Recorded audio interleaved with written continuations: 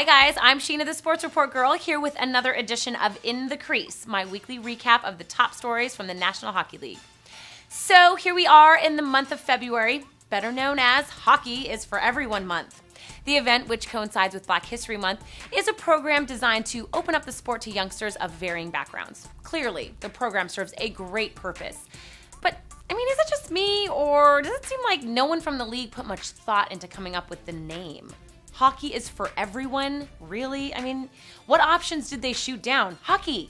It's not just for middle-class white kids anymore. Or maybe hockey, you Black and Hispanic kids can play too. Moving on. February, as you know, has two other significant dates on the calendar. The first is, of course, Valentine's Day. Do yourself a favor, order flowers for her now. And the other is the Ottawa Senators' midseason firing and hiring of coaches. Okay, well, maybe that is a bit of an exaggeration. But for the second straight February, General Manager Brian Murray has dismissed his head coach. Only this time, he's decided not to return to the bench to finish off the season as he did last year. Murray called up Corey Clouston from their minor league affiliate to take over for the remainder of the year. Clouston replaces Craig Hartsburg, who took over for the interim Murray, who was himself the replacement for John Paddock last February. 4 coaches in less than a year? Jesus, my head is spinning.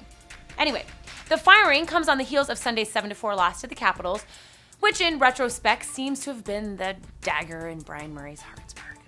As for the Capitals, what a case Alexander the Great is making for league MVP. During his first game back from the All-Star break, Ovechkin suffered a neck stinger when he was pile-driven into the boards by the Bruins' Chara. He responded later in the week by scoring 2 third-period goals in a win against the Red Wings and followed that performance up with a hat trick against the Senators the very next day. Speaking of the Red Wings, these guys have been in a bit of a tailspin, having won only 1 game since the middle of January when they blanked the Kings 4-0. Since then, they've lost to San Jose, Phoenix, Dallas, and Washington with an overtime loss to Columbus and a shootout win over the Blues Monday night. That's 6 games with only 3 total points. Compound that with the fact that Zetterberg signed a $72 million contract last week, but hasn't been able to play since due to his ailing back. Well, that only adds insult to injury.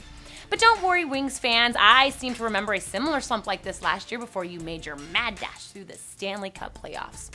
As for Zetterberg's record deal, perhaps he'd be willing to share some of his newfound wealth with fellow countryman Peter Forsberg, who announced Friday that he won't be making a return to the NHL this season. Instead, Forsberg will continue rehabbing his gimpy right foot back home in Sweden and, if need be, supplement his income by either working part-time for IKEA or joining the assembly line at Volvo or Saab. Okay, well, I just made up that last bit, but it is a tough economy out there, Peter. Here's hoping you land on both feet. Well, at least you're a good one, that is. Okay, guys, that is it for this edition of In the Crease, but please don't forget to leave your comments.